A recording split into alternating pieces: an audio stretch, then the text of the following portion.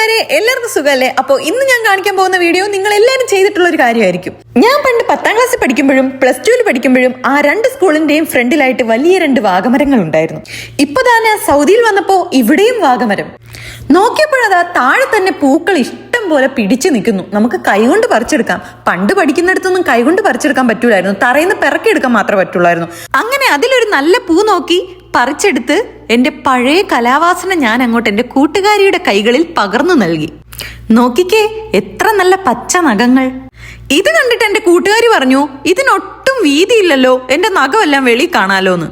വിട്ടുകൊടുത്തില്ല ഞാൻ, വീണ്ടും പറിച്ചു അടുത്ത പൂവ്. അങ്ങനെ അതും വെച്ച് ഞാൻ സെക്കൻഡ് ലെയർ ആക്കി രണ്ടെണ്ണം വെച്ച് ഓരോ നഖത്തിലും ഒട്ടിച്ച് കറക്റ്റ് നഖത്തിന്റെ ഷേപ്പ് ആക്കി എടുത്തു ഗൈസ്.